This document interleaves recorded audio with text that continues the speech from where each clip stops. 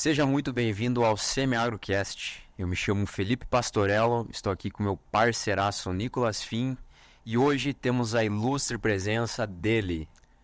Cara, ele que é engenheiro agrônomo formado aqui em Sertão, pós-graduado em nutrição de plantas, cursando MBA em gestão de times comerciais e um influenciador do agronegócio, além de tudo, crossfiteiro, Andrei Zappani. Uma salva de palmas pro garoto, né? Seja muito bem-vindo, meu amigo. É um prazer estar aqui, obrigado pelo convite, Nicolas, Felipe. Espero que a gente tenha uma conversa bacana e bem produtiva nessa tarde. Não, cara, show de bola. Primeiramente agradecer aí, né, o Andrei por ter vindo aí no nosso primeiro Semi-Agrocast, né, Felipe? Começando esse projeto aí. Obrigado para você aí que tá nos acompanhando. Vamos seguir nessa trajetória aí, né? André, eu começo com a primeira pergunta aqui. Fala um pouquinho da tua história aí, meu. É longa, né? Vamos conhecer o homem, né? Como diria o filósofo contemporâneo Jack Stripador, vamos por partes. Vamos falar um pouquinho, então, mais da trajetória, como começou a minha vida no agronegócio, né?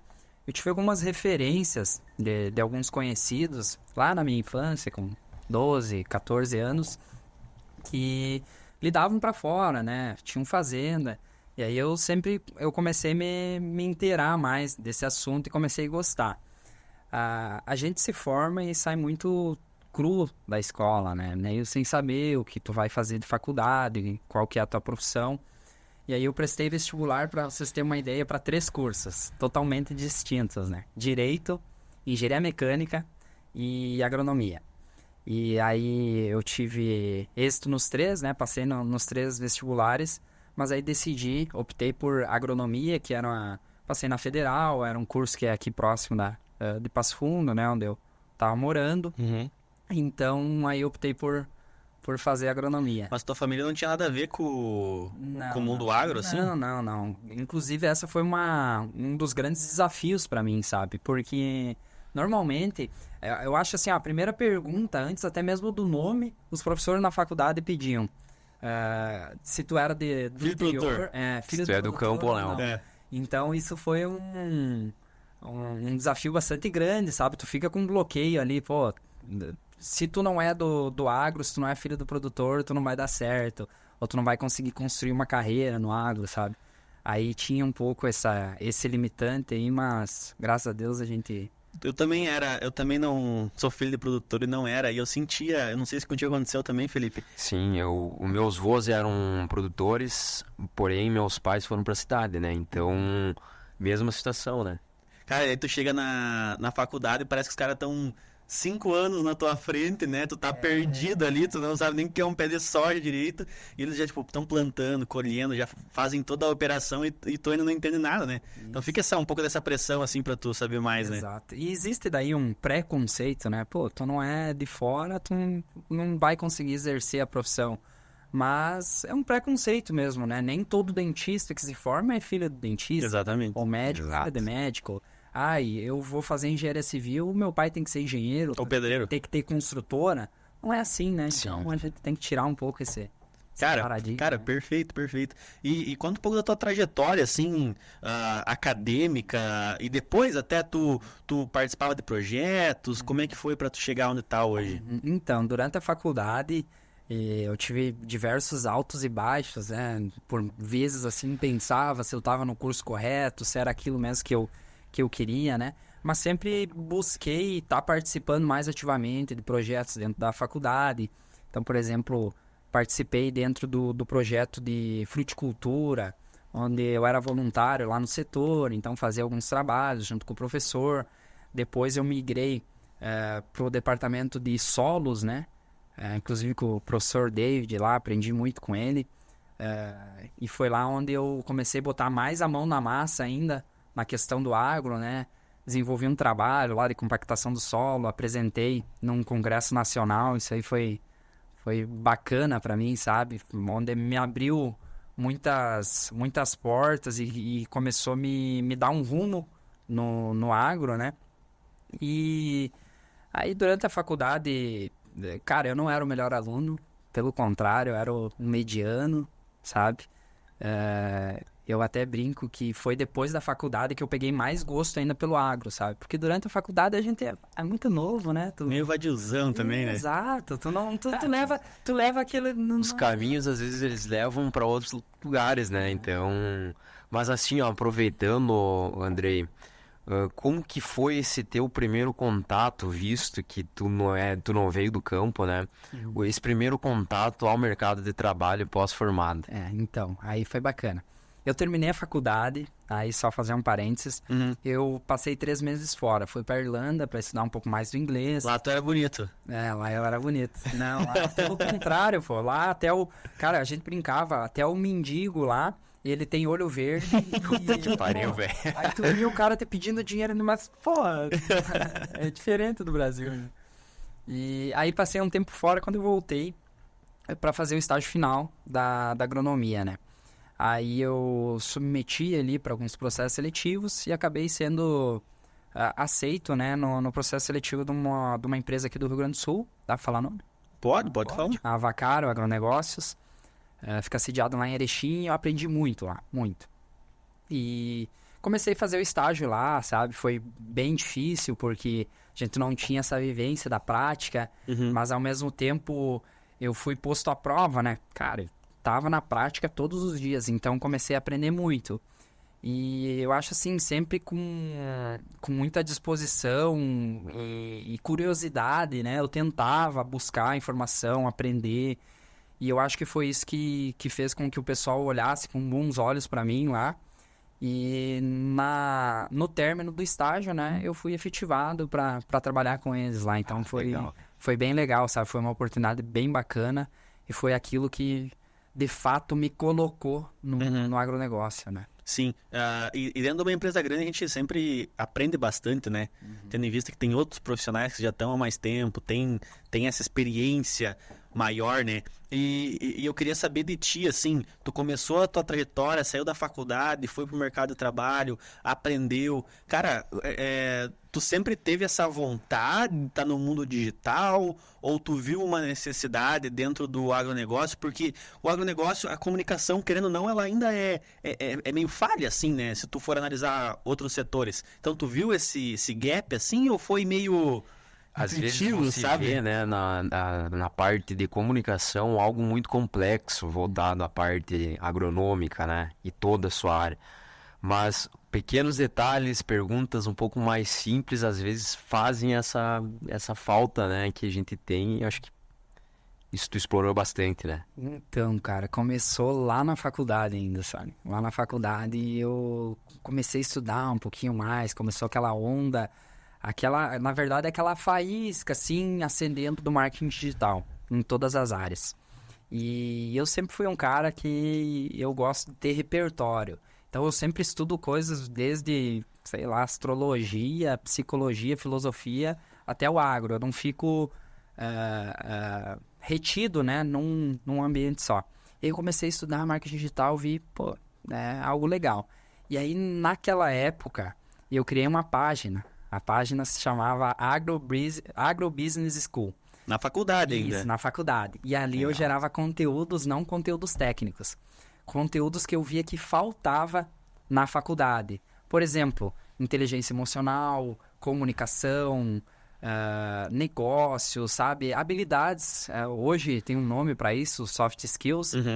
Que eu via que faltava muito, sabe? E hoje falta ainda, porque não basta tu ser um profissional extremamente técnico, bom, não vai garantir que tu se dê bem, né? Seja um profissional próspero. Então, foi ali que iniciou tudo, sabe? Hoje é bem falado em soft skills, em comunicação não verbal, é como se posicionar com o cliente. Até gatilho mental o pessoal usa bastante, mas antigamente ninguém falava sobre isso, né? Gestão de time, dentro desse universo, assim, não se falava muito, né? Tá interessante que tu conseguiu ver esse gap. E aí tu começou com essa página, tu postava, tu aparecia... Ou só postava texto e... Não. Medo tremendo de aparecer, né? Ter uma ideia, ninguém sabia que eu tinha essa página. Cara, eu pegava alguns conteúdos assim, aí eu nem lembro, eu acho que eu usava o Photoshop mesmo, fazia umas montagens assim, escrevia um texto. E naquela época, vamos pegar uma plataforma, o Instagram, não era baseado em Reels, né? Eram fotos, enfim, informações. A dinâmica da plataforma era diferente. Então, aquele conteúdo, ele chegava para as pessoas, sabe? E ali começou uma base de seguidores, né? Então, não aparecia, não. Inclusive, às vezes, abria algumas... Não lembro se tinha caixinha de pergunta, mas quando vinha pergunta... Acho que a caixinha de pergunta é meio nova, cara.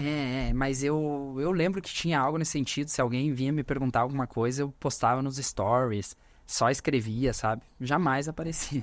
E hoje o teu conteúdo, ele tá abrangendo algo mais vasto ou ele tá mais aprofundado em alguma área, Andrei? Então, eu só vou voltar um pouquinho.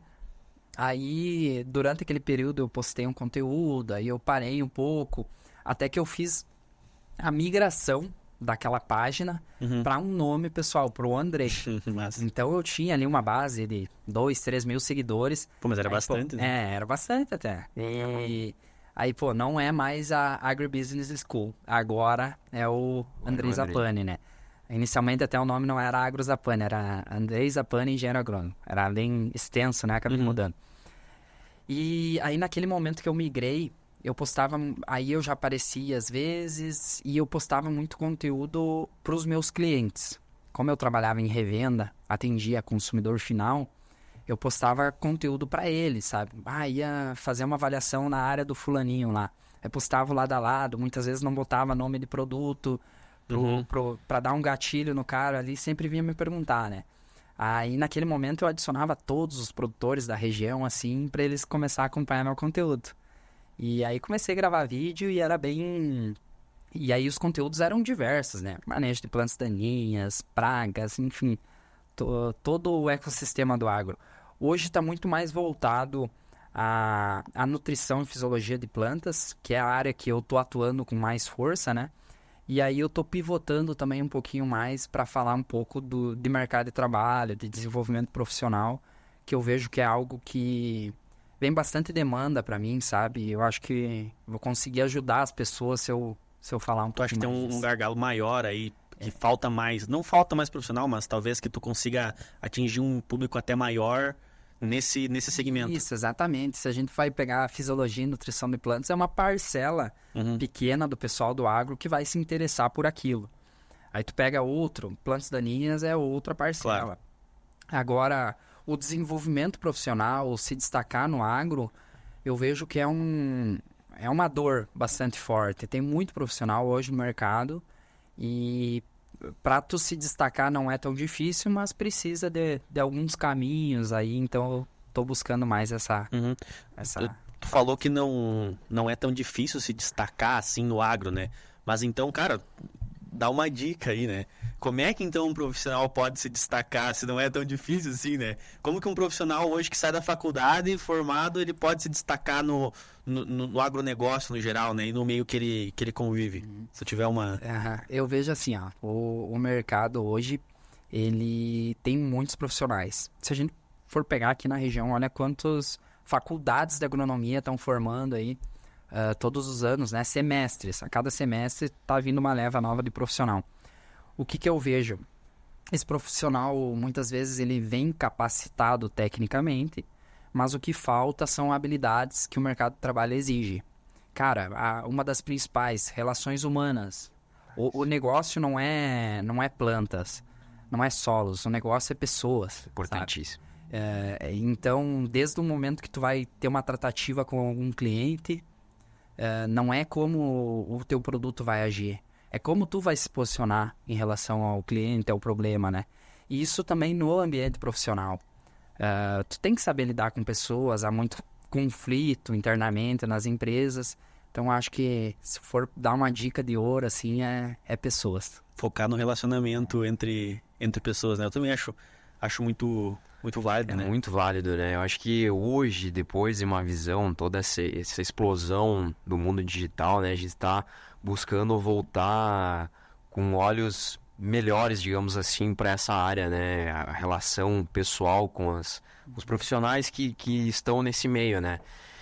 E dentro disso, Andrei, a gente percebe que o produtor ele gosta muito de você, que você faça alguns vídeos mostrando para ele, né? Isso é algo que ele adora e a gente percebe porque a gente também tá no agro, né?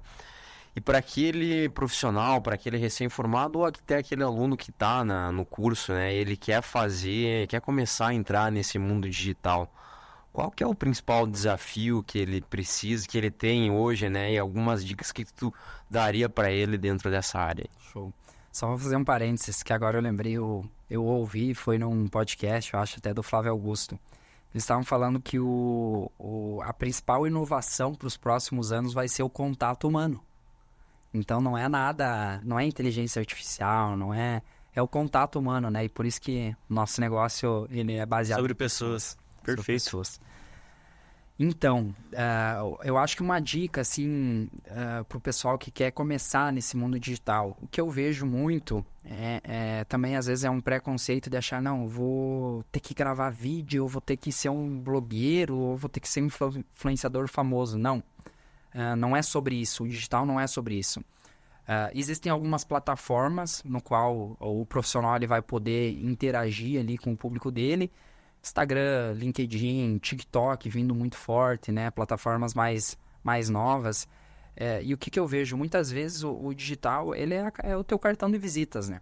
Então, tu não precisa gravar vídeo, querer ter o alcance de milhares de pessoas. Muitas vezes é como eu comecei lá atrás. Eu tinha uma plataforma com uma quantidade de pessoas pequena ali.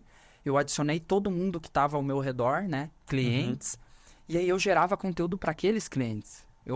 Na verdade, eu mostrava o meu trabalho, o que eu estava fazendo no dia a dia. Tipo Basicamente, assim, estava fazendo que... Isso. Pô, fiz uma recomendação lá de dessecação para a cultura da soja e funcionou super bem. Pô, uma fotinha lá, isso Perfeito. é manejo eficiente, algo assim. A pessoa vinha me pedir, pô, o que tu utilizou aí, como é que foi a recomendação? Fiz a recomendação de um pré-emergente, a lavoura super limpa, fiz um lado a lado, sabe? Fiz um campo demonstrativo, eu demonstrava aquilo. Então não é sobre tu gravar um vídeo extremamente técnico e querer alcançar... 100 mil pessoas, sim. É tu alcançar aquele teu público-alvo, sabe? Show. Porque, por exemplo, se tu for vendedor e tu alcançar a tua carteira de cliente... Tá show. E assim, ó, eu acho que um dos principais desafios são as críticas, né? Que isso aí é inevitável que vai ter. Mas a gente tava conversando né, no almoço ali. Muitas vezes tu dá a bola para uma crítica, mas tem 50 pessoas que estão te elogiando, que estão te questionando, estão dizendo que teu trabalho tá fazendo diferença na vida deles. E a gente se importa com aquele né? Sim, a crítica até a bala ali. Então é pegar aquele ver se faz sentido. Às vezes pode ser que é uma crítica construtiva, algo que realmente tu tá fazendo de errado e vai te agregar. Se não, esquece, joga pra fora aí. Cara, nada melhor que isso, né? Isso aí é uma baita dica que tu dá pra quem tá querendo entrar nesse meio, porque além de você tá realizando e mostrando o que tu tá fazendo no teu trabalho, tu tá agregando para o produtor, né? Então tu vai ser eficiente em duas vias. Além do digital, tu tá sendo eficiente no teu trabalho e contribuindo para o produtor. Então isso é fantástico, né? E isso aí, além de pode ser Instagram, pode ser um grupo de WhatsApp, né, Zapuani? Então tem várias plataformas, como tu mesmo comentou, né? Não é restrito só do Instagram, né? Claro que tem várias ferramentas hoje do digital que nos ajudam, né? Mas tu, Andrei, como profissional, até nós estava conversando sobre isso no almoço. Cara, tu acha que tu tem entrado pro digital, assim, hoje, eu imagino que influencia, mas tu consegue mensurar o quanto ele te ajuda no teu dia a dia, tu fazer parte do digital, tu ser, por exemplo, um influenciador, o tanto que isso te ajuda no teu dia a dia, por exemplo, na venda, porque tu é consultor, né? Uhum. Tu acha que isso te ajuda? Ou... Eu acho que ajuda muito, tá? Um dos principais pontos, eu acho, é o relacionamento com pessoas, né? É o acesso a essas pessoas. Tem um amigo que fala que tu não precisa ter. Hoje, no mundo de hoje, tu não precisa ter as coisas, tu precisa ter acesso. No momento que tu tem acesso àquilo, é teu. Tu se apropria. E hoje eu tenho acesso a muitas pessoas no agro, sabe? E muito em virtude do digital. veio por lá, foi construído um relacionamento, uma amizade, e hoje esse acesso a pessoas eu acho que é algo que vale muito a pena, sabe? E no contato direto com o cliente, hoje eu sou RTV, né? Então, muitas vezes eu estou fazendo uma visita com um consultor lá da revenda em algum produtor e eu chego e o cara me segue, o cara conhece meu trabalho e gosta daquilo. Cara, eu vejo que a recepção, a abordagem do cliente é outra, sabe? É muito mais aberta, respeitosa, sabe? E isso aí me abriu muitas portas já, inclusive retornos mesmo em questão de vendas, né? Pelo produtor conhecer e ter essa certa confiança. Esse vínculo de confiança, né? Porque Claro. no digital hoje, pô, tu segue o cara há muito tempo, tu acompanha ele bastante, tu se torna amigo. Às vezes o cara Sim. nem sabe quem tu é, mas tu tem aquela próximo. referência. Aí no momento que tu tem o contato pessoal aí, cara a cara, e, pô, tem essa conexão mesmo, gera muita confiança, né, cara? Muito. Perfeito. E, cara, até tu falou que é RTV hoje, porque o digital, tu falou que ele te ajuda nas vendas, né? Que hoje em dia nós vivemos de vendas, né? Exato. Praticamente. O que te levou, então, a deixar de ser consultor? Porque tu era consultor de revenda, né? E atendia os produtores diretos, correto? Mas tu tava querendo ou não acomodado aqui, porque tu tava em casa, trabalhando em casa, com a carteira de produtores feitas já, numa empresa conceituada aqui na região, né? Então, o que te levou a sair desse, não um comodismo, assim, né? Pra passar pra RTV e atingir uma área maior, que falou que faz o estado inteiro, né? Isso.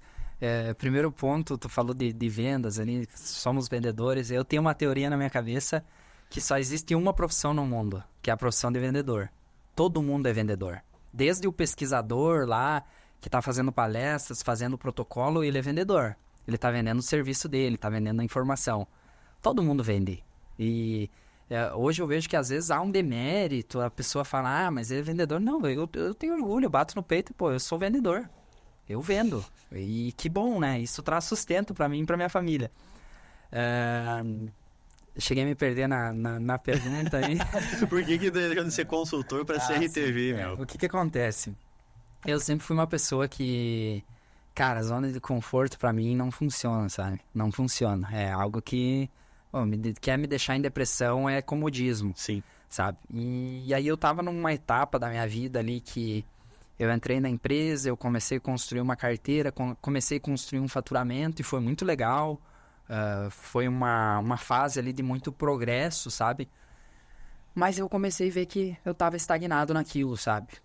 Porque qual que era o meu gargalo de crescimento? Era em faturamento, talvez uma oportunidade de crescimento da empresa, eu ia atingir algum cargo, mas uma eu queria gerência, mais, alguma sabe? coisa. Eu queria impactar mais pessoas. Sabe? Perfeito. A palavra é essa. E como que tu impacta mais pessoas? É tu subindo um degrau muitas vezes, sabe? E aí até teve, nesse momento de transição, que eu era o consultor da revenda pra RTV, teve um momento ali que eu fiquei meio parado um tempo, fazendo algumas consultorias pra produtora, até para uma própria revenda. Trabalhei internamente ali, dando uma consultoria mais técnica. E até que veio uma oportunidade que eu vi que era bacana de se abraçar, sabe? Um desafio. Acho que o que me move hoje, o que deveria mover todo mundo é desafio, né, cara? Não é financeiro. O financeiro é consequência. Tu fazendo um bom trabalho vai vir, sabe? Mas é um desafio. Pô, vem um desafio legal aí de uma empresa em crescente expansão, com um portfólio de produto bacana. Então eu pensei, pô, vou abraçar isso, vou fazer acontecer, vou escrever... algumas páginas da história dessa empresa com o meu nome, sabe? Com a minha letra. Pô, que massa, velho. Que massa. A tua área que tu atende hoje, que tu trabalha, ela tá voltada mais pro setor de especialidades, químicos, fertilizantes. Especialidades. Nutrição e fisiologia de plantas, Nutrição e né? fisiologia. Hoje é o foco da empresa. Tem até uma linha de sólidos, né? Trabalhamos com o Lexita, enxofre alimentar. Mas o foco mesmo e onde a empresa cresceu foi nesse setor de nutrição e fisiologia. Legal, então vamos partir para as perguntas mais... Pois é, técnicas, eu né? até ia falar, né? Porque ele fez uma pós em nutrição de plantas, tu falou, né? Isso. E daí as questões que começaram... Tu começou a levar o teu Instagram para esse lado depois de um tempo que tu fez a pós? Porque eu vi que antes tu fazia postagem tipo, glifosato, dessecação, manejo de doenças, né? Tu começou a direcionar pra fisiologia, né? Isso, começou ali, né? Porque no momento que tu tá estudando muito algo, pô, tu vai direcionar a tua energia naquilo. Ou no momento que tu tá estudando, veio a ideia de tu trazer um conteúdo pro teu público ali, né? Então eu comecei a direcionar. E depois que eu assumi nessa empresa, é muito natural, sabe? Pô, eu tô trabalhando full time nisso. Trabalhando todo dia, falando de nutrição, falando de micronutrientes, falando de fisiologia.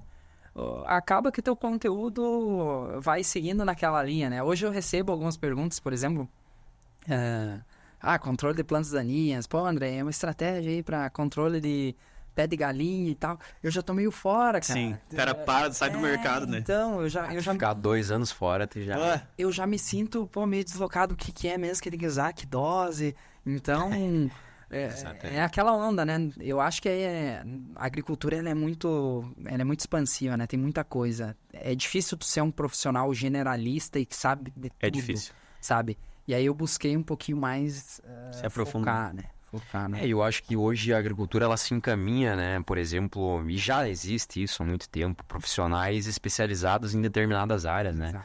Pegar, por exemplo, biológicos, fisiologia, nutrição, sementes, né? Então, o próprio produtor, às vezes, ele vai querer escolher uma consultoria baseada em determinadas áreas, né? Exato. Porque às vezes até o produtor tem esse conhecimento, às vezes não, né? O produtor às vezes tem um conhecimento ali mais focado em algo, ele não tem como ele saber tudo, né? Exato. Entendeu? Às vezes o produtor é muito bom ali em fertilidade, ou às vezes ele sabe manejar doença, ele sabe manejar daninha, mas ele precisa de alguém para manejar nutrição, que ele não tem tanta noção, às vezes assim, né? E falando da safra 24, 25, os modelos climáticos, né, eles apontam uma saída de El Niño e uma chegada possivelmente de Laninha, talvez neutralidade, né?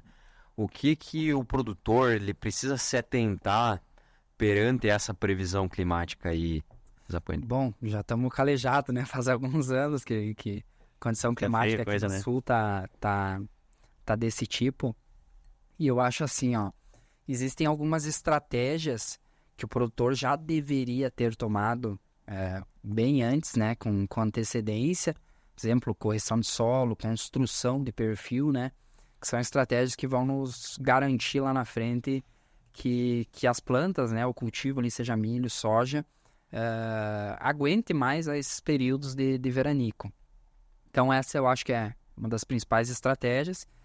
E tem algumas, assim, que vão auxiliar ali, mas meio no apaga-fogo, né? Uma boa nutrição das plantas, né? Hoje a gente sabe que uma planta bem nutrida, ela vai aguentar muito mais a períodos de veranico, ela vai aguentar muito mais ataque de patógenos, pragas, e utilizar essas ferramentas a favor, sabe? Da plantação ali, seja soja ou milho. E aí existem algumas outras ferramentas de aminoácidos que a gente pode estar utilizando também, exemplo de prolina, sabe, que é um aminoácido bem específico para essa questão de manter essa planta ativa aí por mais tempo, garantir que mesmo com restrição hídrica, às vezes ela aguente um pouquinho mais, sabe? Porque assim, possíveis veranicos que possam estar acontecendo, né? Mas também tem a questão da temperatura, né? A gente viveu nessas últimas safras um aquecimento, a planta muitas vezes ela não aguenta, né? Então, nesse sentido, a gente tem algumas tecnologias para mitigar, né? Além desse ajuste que tu comentaste aí da questão de estruturação de solo, né? Mas... É isso aí. O que acontece? Às vezes pode até ter uma umidade no solo ali, tem um perfil, mas muitas vezes uma situação de altas temperaturas, qual que é o primeiro mecanismo de defesa da planta? Fecha estômago. Ela não quer perder a água, né? No momento que ela fecha estômago, começa a se formar espécies reativas de oxigênio ali dentro. E a gente precisa limpar essas espécies reativas aí, porque elas vão degradar a membrana, vão extravasar líquido celular, vai ocorrer a famosa escaldadura, por exemplo, né? E a gente precisa fazer essa limpeza. Como que a gente faz essa limpeza? Com algumas enzimas.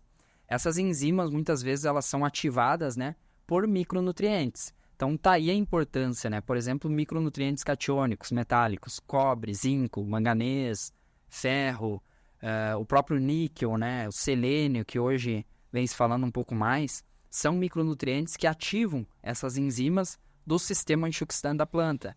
Então, por isso que é de suma importância, né? Mesmo em condições adversas, a gente está investindo nessa proteção, né? Às vezes tem um olhar diferente.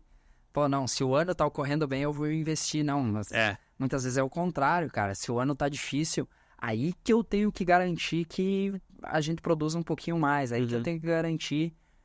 que eu vou manter uma média, né? Isso, que essa planta esteja funcionando melhor, né? Mas uma coisa que eu vejo, eu queria ver a tua opinião sobre isso.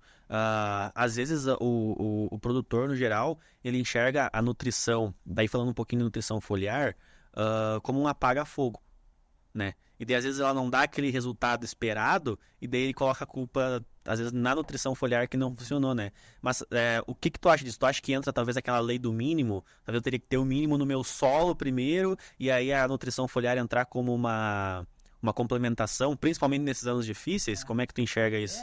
E é bem relativo, né? Muitas vezes, eu fiz uma nutrição, tá, mas o que tu fez? Qual nutriente? Tá, eu fiz uma quantidade de macro ali para estímulo fisiológico, nesse produto tinha boro e tinha zinco, sei lá, uma hipótese. Tá, mas aí pensando na lei do mínimo, muitas vezes o que estava nos limitando ali é um molibdênio. Sim. Colocou molibdênio? Não coloquei. Então, aí, nesse mercado também de nutrição, há uma questão técnica muito divergente hoje também referente a fontes, né, desses nutrientes. Tem fontes que elas têm uma melhor absorção, funcionamento melhor para a planta, e tem fontes um pouco piores, né, ou vamos dizer assim, que não são tão adequadas para talvez algum tipo de aplicação. Então, é um detalhe técnico que a gente tem que se atentar muito e não botar todo mundo no mesmo balaio e dizer, pô, nutrição não funciona. Sim, claro. Nutrição foliar não funciona. Funciona, sabe? A gente tem inúmeras pesquisas aí, inclusive se a gente for pegar campeões de SESB, então são os produtores que mais produzem soja no Brasil, esse pessoal investe muito em nutrição. Então, como é que a gente vai falar que não funciona? E depois que o pessoal começou a ter uma visão melhor do SESB ali, né, que começou a ser divulgado, eu acho que essa visão da questão da nutrição foliar e picaretagem que falava assim, lá nos anos 2000, ela mudou e muito, né, cara? Hoje, é só tu pegar ali o exemplo das grandes produtividades, né? O produtor ele vem fazendo essa base bem feita, mas o ajuste fino ali, como diz o ilustre Alexandre Gazola, né? O ajuste fino da lavoura, ele vem com a questão também, né, da nutrição foliar, né? E aí vem a questão que tu comentaste antes dos micronutrientes e toda a importância, né, que agora está sendo discutido cada vez mais, né? Aproveitando, para ti, quais, assim, os micronutrientes? É uma pergunta muito generalista, né? Mas no teu ponto de vista, assim, visto que o que mais é necessitado aqui na nossa região, a nível do Rio Grande do Sul? Show. Já respondo essa, só vou comentar um pouco dessa questão do preconceito, né, que se tinha. Hoje está quebrando muito esse tabu. Muito se dá pela barreira de entrada do setor, né? O setor hoje de nutrição de plantas, ele é muito fácil de tu acessar, de tu montar uma fábrica, ou de tu comprar alguma matéria-prima, botar o produto, sabe? A questão de registro é muito mais tranquila do que, por exemplo, um químico, né? Então, antigamente, todo mundo teve picaretas aí que enxergaram esse setor, pô, vou entrar nele. Mas hoje, com a qualidade técnica, muito do produtor rural também, essas empresas, elas estão selecionando no mercado, né? Estão ficando as boas. Fala que tem 500 e lá vai pedradas empresas de nutrição no Brasil. Mas se tu for pedir para qualquer produtor ou para nós mesmos, a gente vai estar umas 5, que são as boas, sabe? E as que participam mesmo do mercado. O restante, ela tem um mercadinho... Pega um canal aqui, um canal ali. Um mercado pequeno em alguma região. Aí, se os produtos não são de qualidade, o próprio produtor vai excluindo aquilo lá do mercado, sabe? Então, indo para a pergunta dos micronutrientes, né? Hoje eu vejo um gargalo muito grande na questão dos micronutrientes catiônico, metálico, né? muito porventura do pH do solo. A gente já está... O Rio Grande do Sul ainda usa pouco calcário, mas a gente está seguindo nessa linha de correção do solo. E a gente sabe que quando a gente eleva o pH, aumenta a disponibilidade de alguns nutrientes, exemplo do fósforo, né? Torna mais eficiente, mas esses micronutrientes catiônico metálico, baixa disponibilidade. Então, o que acontece? Às vezes, tu até faz uma análise no solo, lá tu tem esse micronutriente, mas ele não está disponível. E como eu falei anteriormente, eles são essenciais lá para ativar o sistema antioxidante da planta. Então, por isso que aplicações foliares desses micro aí respondem bastante. E outro é o boro, né, cara? O boro, eu acho que hoje, graças a Deus, todo mundo tá falando, bastante produtor já Tá usando tá também, né? recomendando, tá aumentando níveis no solo. A gente sabe que é um nutriente bem técnico, é difícil de tu elevar os teores, mas eu acho que esse é um grande limitante aí da produtividade. Uma coisa que eu percebi do boro também, até mais empresas estão disponibilizando mais fontes, né? Hoje em dia é mais fácil tu encontrar um sólido, né? Uma aplicação de sólido, quer fazer uma mistura ali para tu largar uns 4 kg por hectare, um exemplo, né? Da Olexita, né? Tá muito mais fácil, disponível, é muito mais fácil de encontrar e até diferentes fontes de boro líquido também, né? Hoje tu vai pegar boro, tu tem o Lexita, que é uma aplicação de sólidos, né? Que tu vai fazer via lanço, né? Aí tu tem octaborato, tu tem ácido bórico, tu tem boromeia, tu tem tetraborato. Então tem diversas fontes que podem ser utilizadas, né? Claro que tem umas com maior eficiência, né? E outras menor, mas isso aí é... E falando em boro, o que o pessoal tá recomendando para aplicação via foliar do boro? Do boro? Eu geralmente, se for para trabalhar boro foliar, eu trabalho com ácido bórico, tá? O boromeia. O boro foliar, a gente sabe que o boro é imóvel na folha, né? Então, ele é um apaga-fogo ali, vai dar respostas se teus níveis no solo tiver muito baixo. Mas eu acredito que é um complemento. Eu prefiro muito corrigir solo, né? Via octaborato, aplicações sucessivas. A gente tem trabalhos aí do Rafael Nunes que mostram que o octaborato em diversas aplicações aí durante os anos ele vai elevando o nível no solo. Aí tem a Olexita, que é uma das principais fontes, né? É um fertilizante sólido mesmo, que aí tu aplica a lanço e a gente consegue elevar esses níveis no solo, que aí vai garantir altas produtividades, né? Tu vem acompanhando os teores de boro aqui da região, Andrei? Como é que tá mais ou menos assim numa média que tu acompanha aí? Cara, a média é o produtor que ele não corrige ou que não utiliza nenhum fertilizante sólido na linha que tenha micro, cara, é 0,3, 0,4, isso a gente sabe que é baixo, né? Aí podemos discutir teores ideais, não é o caso, mas eu acredito que é acima de 1, sabe? Aí produtores, eu tô utilizando um octaborato, seja junto na dessecação, tem o detalhe técnico ali de utilizar ele junto, que ele leva muito pH, enfim, outra questão. Mas estou utilizando uma Olexita, aí tu já começa a ver níveis 0,7, 0,8, 1. É que daí altera na base, né? Isso, aí é bacana, sabe? Já em primeiros anos de manejo ou demora um tempinho ali? Precisou no mínimo 2, 3 safras. Eu vejo que é um trabalho progressivo, sabe? O boro, a forma de absorção dele pelas plantas e a forma com que ele fica no solo, geralmente é ácido bórico, tá? Em pHs mais elevados, se não me engano, a forma química dele ele pode transformar para tetraborato. Mas geralmente é ácido bórico. Ácido bórico ele não tem carga. Então ele vai lixiviar com muita facilidade, né? Então por mais que tu esteja aplicando ali para tu elevar, muitas vezes tem é que difícil. Sempre porque o que? Cara, ele tá ali no solo, ele não tem carga. Veio uma chuva forte, um alto volume de chuvas, ele vai descer, sabe?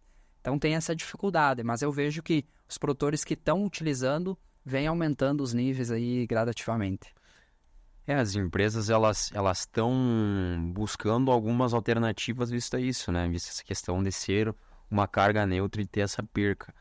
Quais fontes, por exemplo, a gente pode estar utilizando para uma dessecação, para plantio ou de repente que não seja um sólido, né? A gente vê hoje que tem muitos produtores aderindo a essas tecnologias. Eu acho assim, custo-benefício principalmente ao octaborato, tá? Pode ser utilizado o ácido bórico? Pode. Muitas vezes tu tem uma cobertura verde ali, que acontece? Qual que é o comportamento dele? Ele não vai sumir.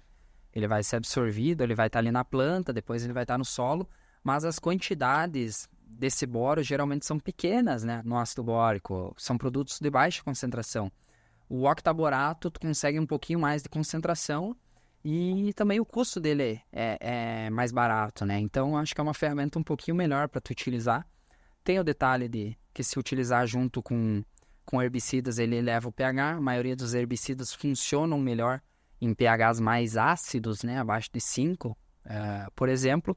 Então, tem que ter esse cuidado aí, mas existem algumas ferramentas, alguns adjuvantes aí que o pessoal está utilizando para manter esse pH mais estável e ter sucesso na aplicação do boro e do herbicida. Nós estávamos conversando antes, tu comentou, além do boro, né? O produtor... Nós estávamos falando do Rio Grande do Sul, no geral, né? Mas aqui o produtor não faz tanto calcário, tu percebeu, tu que viaja lá para cima também bastante, conseguiu ver isso. Cara, uma pergunta que sempre surge, assim, né? Qual que é a diferença aí, então, do calcário e pro gesso agrícola, né? Se tu puder dar uma comentada para nós aí. Vamos lá. Principal diferença é forma química, né? Sim. Calcário, carbonato de cálcio. Gesso, sulfato de cálcio. Então, aí a gente já tem uma diferença, né? O gesso, ele é um subproduto da indústria, né? O calcário, ele já é uma rocha moída, certo? E as diferenças técnicas dele de ação mesmo. O calcário, ele vai corrigir pH, tá? O gesso, ele é tido como um condicionador de solo. Ele vai melhorar alguns atributos físicos e químicos do solo. O que acontece? O pH, ele vai agir em camadas mais superficiais, né? E o gesso em profundidade.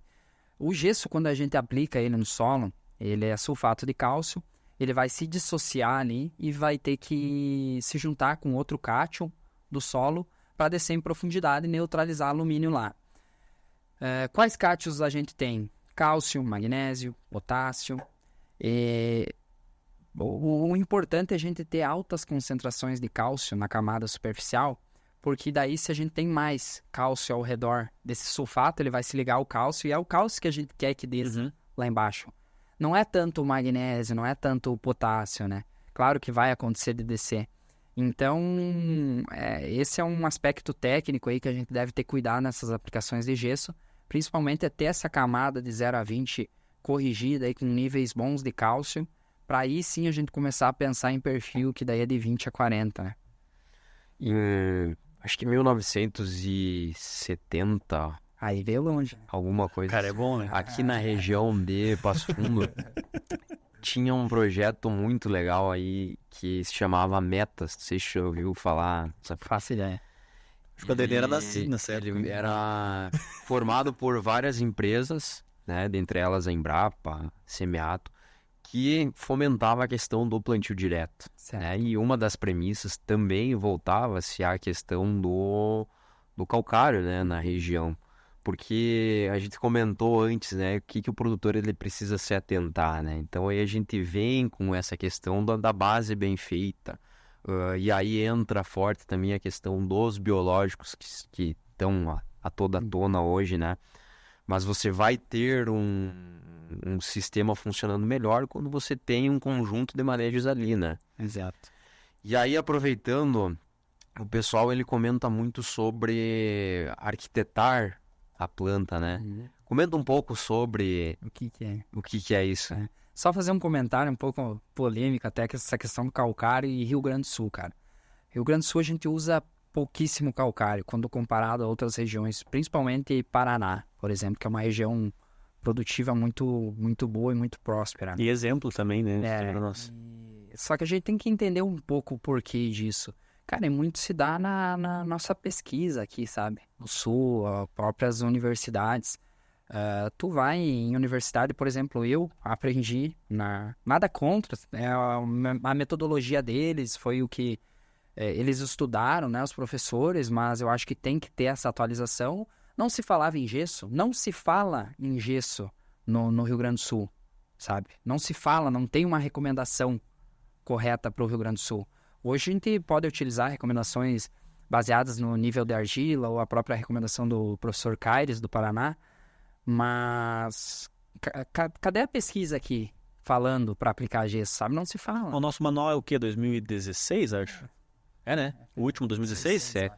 7. Mas, cara, olha, quanto tempo já faz, né? E quanta pesquisa já veio. E o pior de tudo é que o Rio Grande do Sul, ele é um polo de pesquisa agrícola, né? Isso. Aí o profissional, ele sai lá da faculdade e ele não sabe como fazer uma recomendação de Tu gesso. nunca ouviu falar. Ou muitas vezes ele tem como uma premissa que não é necessário o gesso. Ou, por exemplo, que existe supercalagem. Sim. Que é pô, onde que existe supercalagem? Pelo contrário, hoje já tem diversos trabalhos mostrando que não existe esse fator negativo de tu aplicar calcário demais. Pelo contrário, tu vai saturando camadas no solo e tu consegue corrigir em profundidade mesmo utilizando só Vai calcário. descendo. Muitas vezes tu não precisa nem o gesso, né?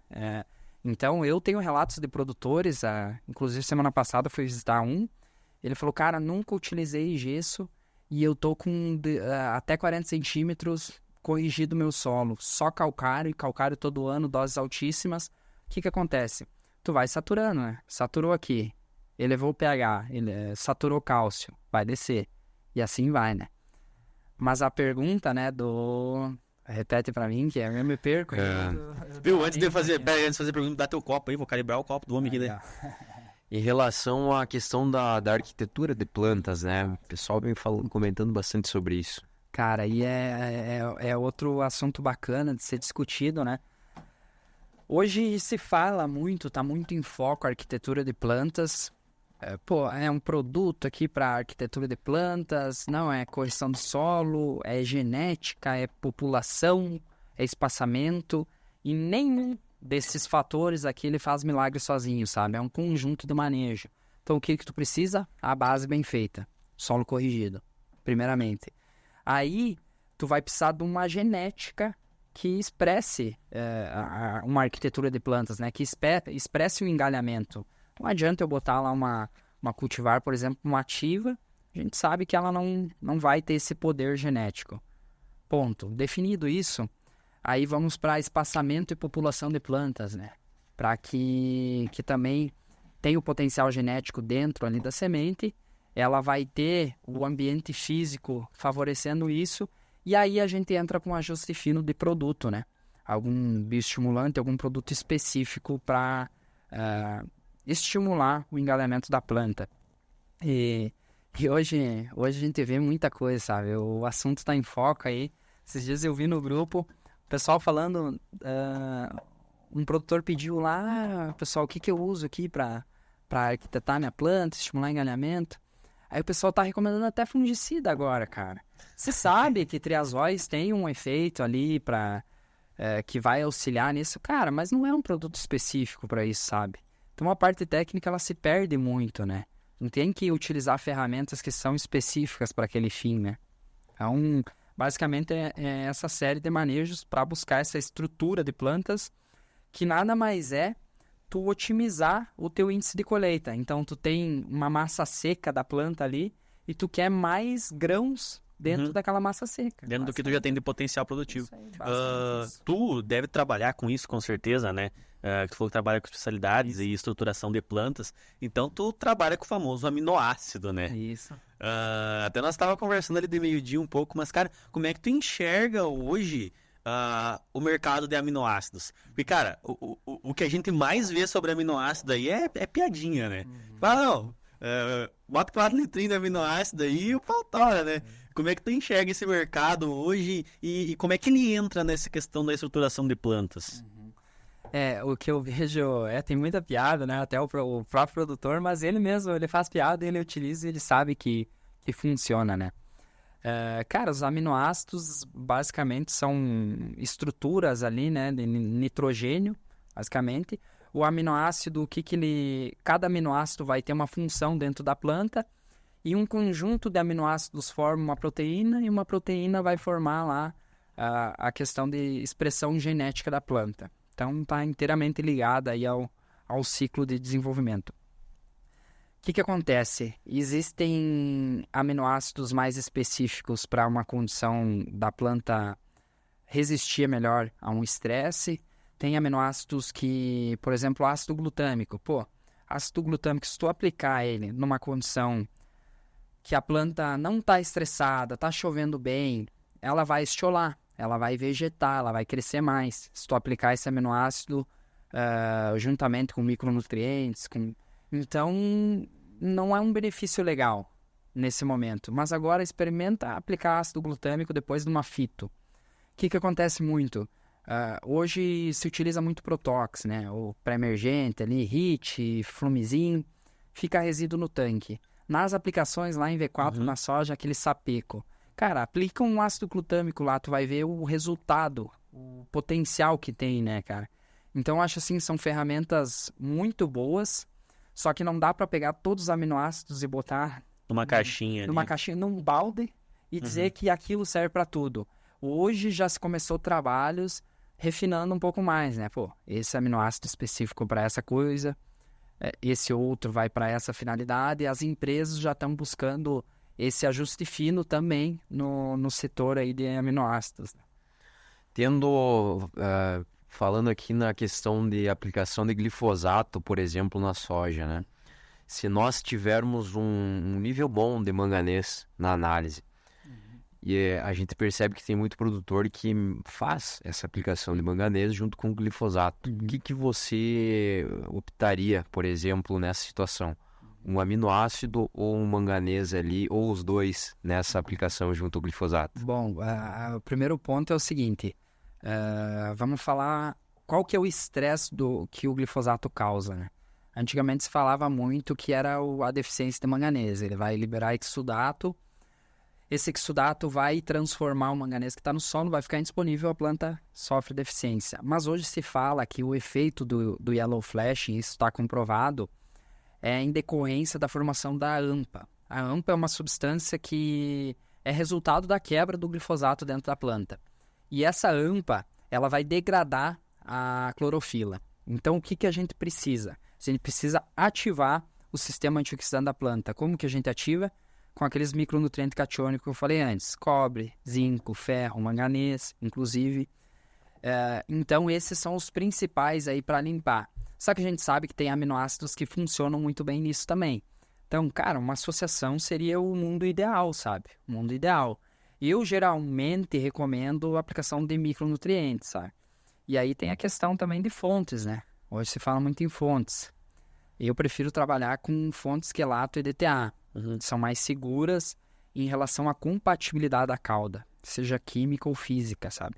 Tu vai aplicar, por exemplo, um sulfato, um complexado, tu não tem garantia que aquele nutriente vai chegar lá na planta e vai estar disponível. E além de tu perder a eficiência do micronutriente, tu perde o glifosato, porque o glifosato é um agente quelante, né? Então ele vai pegar aquele micronutriente e vai quelar ele, e aquilo ali vai ficar indisponível, né? Muitas vezes pode acontecer de você ter um problema físico na própria cauda, né? Que é o que muito acontece com algumas fontes aí que a gente utiliza. Eu não sei a porcentagem correta, mas esses dias eu vi um trabalho, eu acho que era até do professor Hudson, que aí ele mostrava lá, cara, misturava lá o glifosato com fonte de sulfato, acho que era sulfato e zinco, e tinha uma porcentagem ali gigantesca, se não me engano, uns 30% só de precipitação, de sulfato precipitando. Então, tu tá botando fora esse produto, sabe? E aí vem aquilo lá que a gente falou, às vezes do preconceito, o cara utilizou, não funcionou, mas não funcionou por quê? Mal manejado. Mal manejado. Eu sei que tem um amigo meu que sempre fala, não existe produto ruim, existe produto mal manejado. Escutei com os guri que foi fazer um teste ali numa empresa essa semana, o cara da pesquisa me falou isso. Cara, nós testamos tudo aqui, não existe produto ruim, existe mal manejado. E esse manganês numa aplicação de fungicida junto em vez do glifosato? Por que não? Eu te pergunto. Não, pode ser utilizado, por que não? Aí que tá, por que não? Porque daí tu não eliminaria um problema? Isso. Vindo de uma fonte segura ali, por que não? Inclusive, se tu vai pegar a maioria da formulação dos produtos do mercado aí, por exemplo, aqueles complexos de micro, sabe? O que tem bastante nutriente junto ali, eles contêm manganês, né? E daí nessa aplicação, como a gente não tá aplicando um glifosato, por exemplo, aí pode ser um sulfato. Vai embora, né? Não vai ter problema. E o que tu comentou do EDTA, né? Por que o EDTA ele é interessante realmente para não ter essa reação no tanque? Hoje existem diversas fontes quelatos, né? Algumas mais caras, algumas novas vindo no mercado, né? Até não sei posicionar elas. Qual que é a situação? O glifosato, como eu falei, ele é um agente quelante. Então, se a gente aplicar o nutriente ali numa forma mais livre, ele vai agarrar aquele nutriente. Então, ele tem uma força de ligação, o glifosato. Vamos dizer assim. Não lembro o valor exato, mas vamos posicionar ela como 35, para ficar bom. 35 é a força de ligação. O quelato, quando ele se liga a esse micronutriente, ele tem uma força de ligação maior do que a do glifosato.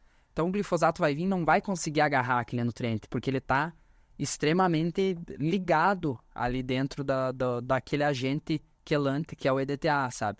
Por isso que é extremamente seguro essa questão de compatibilidade. Baita. E depois ele vai cair sobre o ambiente e ele vai ser liberado com uma interação ali com oxigênio e tudo mais. Como que é isso? Aí existe uma dúvida bastante grande, sabe? Hoje, diversos pesquisadores tentando solucionar isso, entender onde que esse quelato ele vai ser quebrado dentro da planta.